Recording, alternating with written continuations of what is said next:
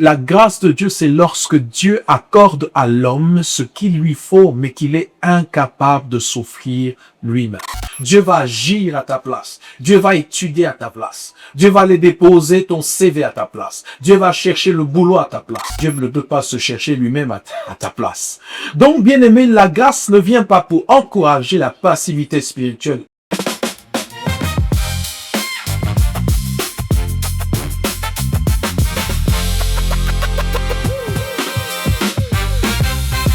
Shalom bien-aimés dans le Seigneur, j'espère que vous portez bien, je suis content de vous retrouver encore en ce jour. Alors depuis la dernière fois on s'est quitté, on a parlé des caractéristiques de la grâce, on en a donné plusieurs et par la grâce de Dieu, aujourd'hui encore nous allons plonger dans les profondeurs de la parole et tout en dépendant du Saint-Esprit qui illumine la parole pour nous accorder de la compréhension et de la profondeur. Et en retour, nous, on peut impacter le monde qui nous entoure à travers la lumière qui nous éclaire nous-mêmes. Aujourd'hui, j'aimerais qu'on aille un tout petit peu en profondeur sur le sujet de la grâce. Et pour y arriver, j'aimerais qu'on lise ensemble Tite chapitre 2, le verset 11. La Bible déclare ceci, « Car la grâce de Dieu, source de salut pour tous les hommes, a été manifestée. » Et quand vous lisez un verset qui peut opérer en parallèle de celui-ci, Éphésiens chapitre 2, nous allons lire le verset 4 et le verset 5. Nous lirons aussi le verset 8. La Bible déclare ceci, « Mais Dieu qui est riche en miséricorde, à cause du grand amour dont il nous a aimés, nous qui étions morts par nos offenses, nous a rendus à la vie avec Christ. C'est par grâce que vous êtes sauvés. » Le verset 8 dit ceci, « Car c'est par la grâce que vous êtes sauvés par le moyen de la foi. Et cela ne vient pas de vous, mais c'est le don de Dieu. » Nous voyons ici clairement que l'une des expressions ou l'expression première, principale de la grâce de Dieu lorsqu'elle est manifestée ou lorsque nous l'avons rencontrée, expérimentée, c'est celui du salut. La grâce, selon Tite, est source de salut. Et selon Éphésiens, nous sommes sauvés par la grâce. C'est la grâce qui établit le décor, qui ouvre la porte, qui rend possible le salut que nous avons reçu de la part du Seigneur. Alors, j'aimerais qu'on explique encore en profondeur. Il est vrai, dans notre premier épisode, j'ai essayé d'expliquer, de définir le terme grâce. Mais allons encore en profondeur. Qu'est-ce que la grâce représente? La grâce de Dieu, c'est quoi encore? Qu'est-ce qu'on peut comprendre de plus sur ce thème de la grâce? Première des choses que j'aimerais que tu saches, c'est que la grâce de Dieu, c'est lorsque Dieu accorde à l'homme ce qu'il lui faut, mais qu'il est incapable de s'offrir lui-même. Je répète, la grâce de Dieu, c'est lorsque Dieu accorde à l'homme ce qu'il lui faut, mais qu'il est incapable de s'octroyer lui-même. Écoutez ce que Romains chapitre 5, le verset 6 à 8 nous dit. Car lorsque nous étions encore sans force, Christ, au temps marqué, est mort pour des impies. Au fait, Christ, lorsqu'il meurt à la croix, il ne meurt pas pour des justes, pour des hommes parfaits, mais il meurt pour des hommes impies. Il continue, dit, à peine mourrait-on pour un juste. Donc ça veut dire, dans la vie de tous les jours, on a même de la difficulté. On rencontre une difficulté de donner sa vie pour une personne qui est juste. Mais Christ ne meurt pas pour des hommes justes, mais pour des hommes injustes. Il continue, quelqu'un pourrait peut-être mourir pour un homme de bien. On peut encore faire un effort de mourir pour une personne de bien. Mais Christ ne fait pas ça. Et continue, il dit, mais Dieu prouve son amour envers nous, en ce que lorsque nous étions encore pécheurs, Christ est mort pour nous.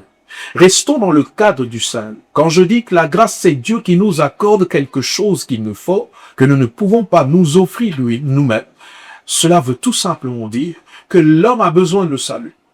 L'homme a besoin d'être réconcilié avec Dieu. L'homme a besoin de vivre en harmonie avec son Créateur. Mais seulement il lui est impossible de vivre dans ce cadre sans que Dieu ne vienne à l'aide. Mais on peut aller plus loin. Pas seulement de la grâce, ou pas seulement concernant la grâce qui nous sauve, mais dans tous les autres domaines de la vie. On se rend compte que quand on dit d'une personne qu'elle a vécu la grâce de Dieu, quand on dit d'une personne qu'elle a bénéficié de la grâce de Dieu, ça veut dire que cette personne a obtenu de la main de Dieu quelque chose qu'il lui fallait dans une saison, dans une circonstance, mais seulement qu'il ne pouvait pas totalement s'offrir. Si ça dépendait de lui, si ça dépendait de ses origines, si ça dépendait de la famille d'où il est sorti, si ça ne dépendait que de sa race, si ça dépendait que de son genre, si c'est un homme ou si c'est une femme, si c'est un adulte ou si c'est un enfant, il ne pouvait pas s'offrir cela lui-même. La grâce, c'est quand Dieu entre en action dans nos vies pour nous faire bénéficier et expérimenter des choses qu'on ne mérite pas. Voilà pourquoi quand on a parlé de reine en hébreu, nous avons expliqué que c'est le supérieur qui descend au niveau de l'inférieur. Et lorsque cette bienveillance est manifestée dans la vie de l'inférieur, il se passe une chose, que l'inférieur va subir, va expérimenter ou va bénéficier de quelque chose que son statut ne pouvait pas lui offrir. Deuxièmement, nous disons que la grâce, c'est lorsque Dieu fait de l'homme bénéficiaire de ce qu'il a lui-même planifié, annoncé et exécuté. Là encore, ce que j'essaie de dire, c'est ceci. Dieu a un plan pour ta vie. Dieu a un plan pour ma vie. Et même concernant notre salut, l'histoire du salut ne commence pas aujourd'hui. Déjà, dès les premières pages de la Bible, quand l'homme a chuté, la sentence de Dieu sur le serpent, la promesse de la rédemption, vous imaginez que Dieu révèle son projet de rédemption. Il en parle pour la première fois à l'homme, par la femme et au serpent.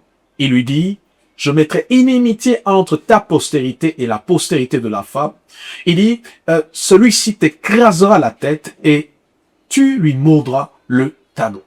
La promesse qu'il arriverait un homme, une sémence qui apportera victoire sur celui qui a poussé l'homme à pécher était déjà annoncée de lui. Mais quand Christ vient se manifester, quand Christ vient opérer, qu'est-ce qui se passe? C'est que l'humanité entière, à travers Christ, devient bénéficiaire d'un plan de Dieu, d'un plan qu'il a lui-même planifié, qu'il a lui-même préparé et qu'il a lui-même mis à exécution par Christ Jésus. Et tout ce que nous faisons, c'est que par la foi, nous venons juste recevoir. C'est ça la grâce. La grâce, Dieu agit et l'homme est bénéficiaire. La grâce, c'est l'effort de Dieu et l'homme vient être participant. L'homme vient pour puiser dans la grâce. Troisièmement, ce qu'il faut retenir, c'est que la grâce, c'est lorsque Dieu rend l'homme qui était indigne, digne. Il rend l'incapable, capable. Il fait de celui qui était inéligible son élu à travers Christ Jésus. Fait quand la grâce est manifestée dans la vie d'une personne, on doit tous arriver à un point où la grâce nous fait tous arriver à un point de réalisation que, en fait, en réalité, tiens, je ne le méritais pas. En fait, je ne suis pas censé arriver ici. Quand je regarde dans les descriptions, quand je regarde en termes en anglais on parle de requirements, mais en termes des obligations, je ne remplis pas tous les critères. Je ne remplis pas tous les critères qui sont demandés. Mais cependant, je me retrouve quand même à cet endroit. Cependant, je me retrouve dans la famille de Dieu. Cependant, je me retrouve auprès de Dieu comme son fils, son enfant. Cependant, je me retrouve dans ce travail. Cependant, je me retrouve dans ce mariage. Cependant, je me retrouve dans cette mission. Je ne le mérite pas. Vous savez, la réalisation de Paul à chaque instant était celui d'un homme qui se rend compte, selon 1 Timothée chapitre 1 verset 15, il se rendait compte qu'il était le premier des pécheurs. Mais cependant, la grâce lui a été accordée malgré sa position, malgré la réalité de sa vie, pour qu'il annonce Christ aux païens. En fin de compte, c'est que la grâce ne te rend pas seulement digne. La grâce ne te sort pas seulement du niveau d'une personne indigne, mais la grâce va aussi faire quoi? Va te capaciter. La grâce apporte des capacités. La grâce t'apporte la force qu'il te faut. La grâce t'apporte ce qu'il te faut pour accomplir la volonté et la pensée de Dieu liée à ta vie. Et aussi, je vais clôturer en disant ceci. La grâce de Dieu, c'est lorsque Dieu vient favoriser l'homme qui est défavorisé. lorsque Dieu vient favoriser l'homme qui est défavorisé et le pousse à aller au-delà des limites qui lui sont imposées par sa circonstance ou par ses réalités. Au fait, la faveur. Quand vous lisez l'histoire d'Esther, on se rend compte d'une chose particulière. Je crois bien, ça c'est selon moi, je crois pas que Esther était la plus belle de toutes les femmes. Je ne le pense pas. Je pense plutôt que Esther, au-delà d'une beauté qu'elle pouvait avoir, Esther s'est soumise à cette préparation comme toutes les femmes, mais Esther, à son tour d'approcher le roi, écoutez ce que la Bible dit, Esther avait trouvé grâce aux yeux du roi plus que toutes les autres femmes. C'est une question de grâce. C'est une question de grâce. Et à cause de cette grâce, elle a reçu un traitement différent de celui des autres. La grâce vient favoriser celui qui est défavorisé. Mais c'est bien de savoir ce que la grâce est. Mais c'est beaucoup mieux de comprendre ce que la grâce n'est pas. Parce qu'aujourd'hui, il y a aussi des mauvais ou des faux enseignements sur la grâce. Aujourd'hui, il y a ce qu'on appelle les extrêmes. On appelle ça, on entend déjà parler de ce qu'on appelle l'extrême grâce. Qu'est-ce que la grâce n'est pas ou qu'est-ce que la grâce n'enseigne pas? Premièrement, la grâce n'est pas une permission pour pécher. Paul fait comprendre à ceux qui sont à Rome, aux Romains, après avoir expliqué la dynamique même de la foi, et quand il parle de la grâce, et quand il conclut Romains chapitre 5 au verset 20, écoutez ce qu'il dit, « Or la loi est intervenue pour que l'offense abondât. Mais là où le péché a abondé, la grâce a surabondé. » Là où il y avait beaucoup de péché, la grâce a dépassé en force, en grandeur, en qualité, tout le péché. Alléluia. La grâce est allée au-delà des erreurs que nous avons pu commettre. Mais cependant, en même temps, Paul essaie de nous faire comprendre une chose. Que, attention, lisons le verset, chapitre 6 maintenant, le premier verset, écoutez. Que dirions-nous donc? Demeurerions-nous dans le péché afin que la grâce abonde? Écoutez, loin de là. Nous qui sommes morts au péché, comment vivrons-nous encore dans le péché?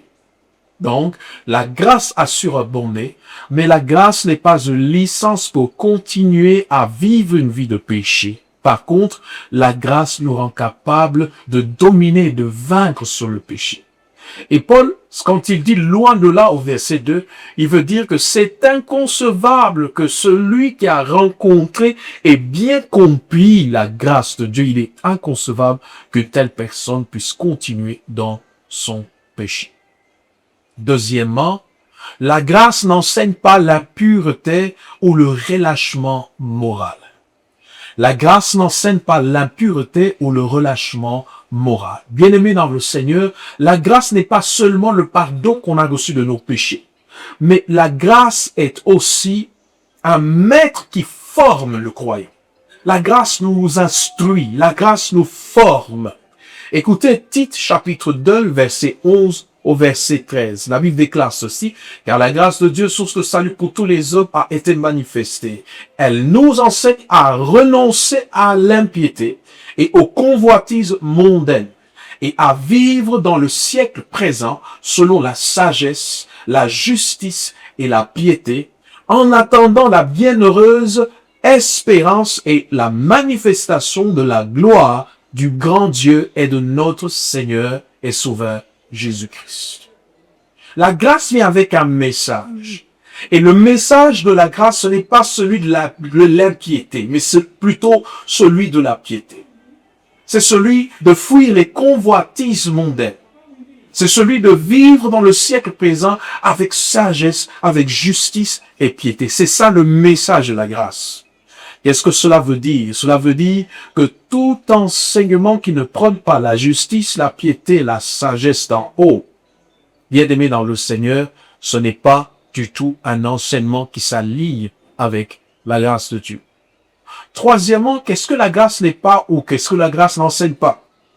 La grâce bien-aimés dans le Seigneur, n'annule pas l'obéissance. Écoutez, Jean chapitre 14, le verset 15.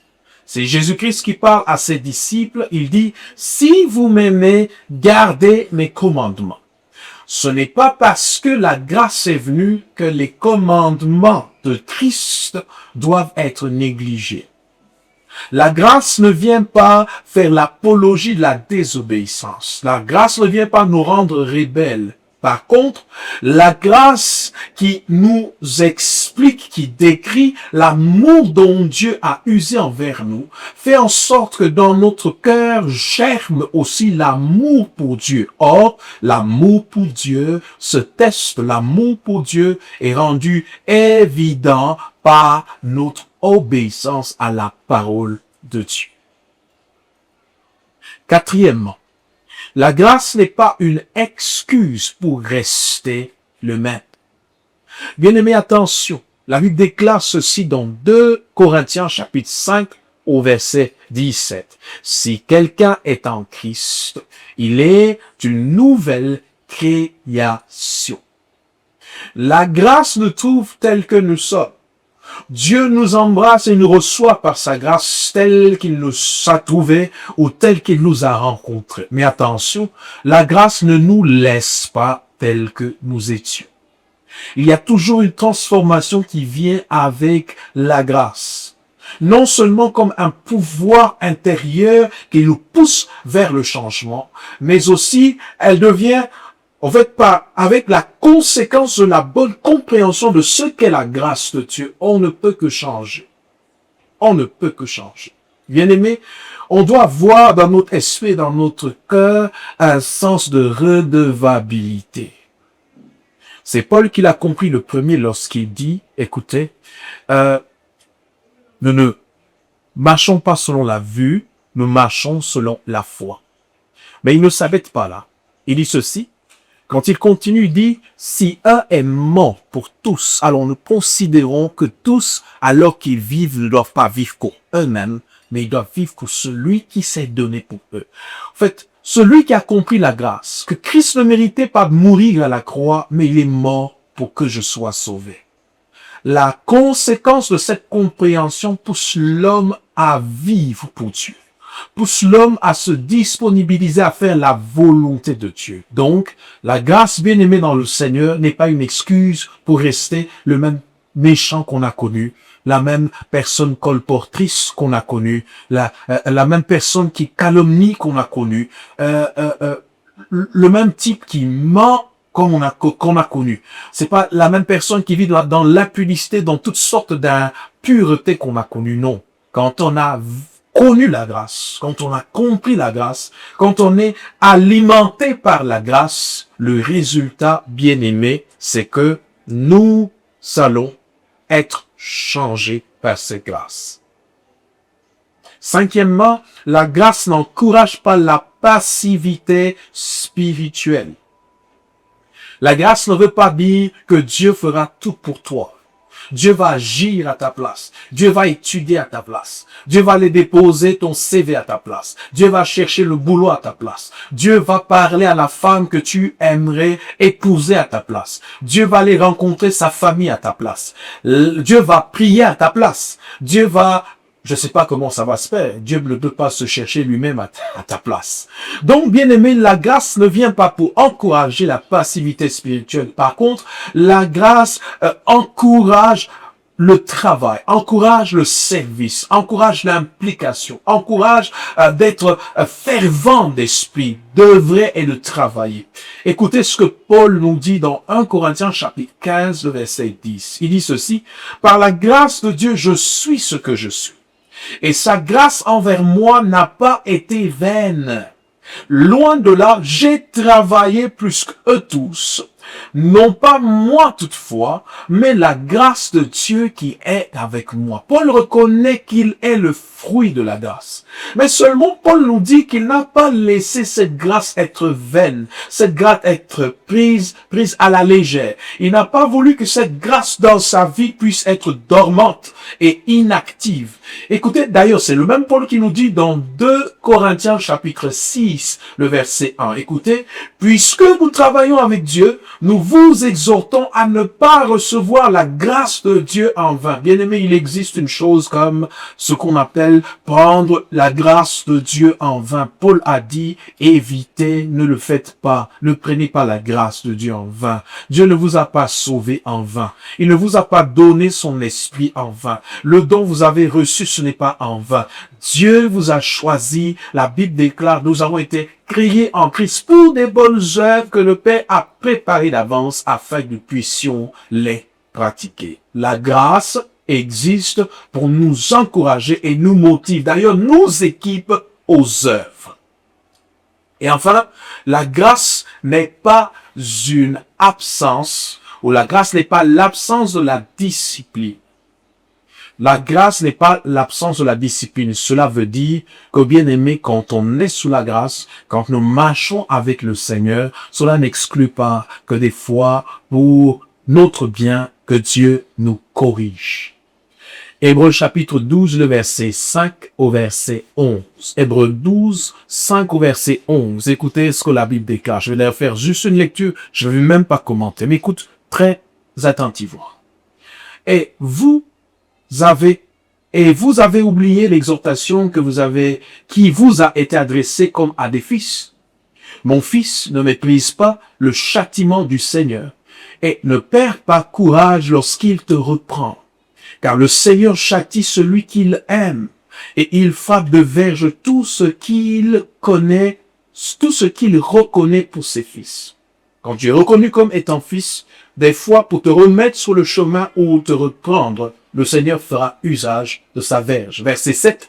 Supportez le châtiment. C'est comme des fils que Dieu vous traite. Car quel est le fils qu'un père ne châtie pas? Mais si vous êtes exempt du châtiment, c'est ça le danger, si vous êtes exempt du châtiment auquel tous prennent part, vous êtes donc des enfants illégitimes et donc des fils. Quand vous persistez dans le mal, quand vous persistez à vivre votre vie comme vous le voulez, et que, comme par hasard, tout va bien, tout marche, Dieu ne vous répond pas, il n'y a pas des circonstances qui vous ramènent sur le chemin, faites attention, il est possible que vous soyez un enfant illégitime, que vous ne soyez pas un fils.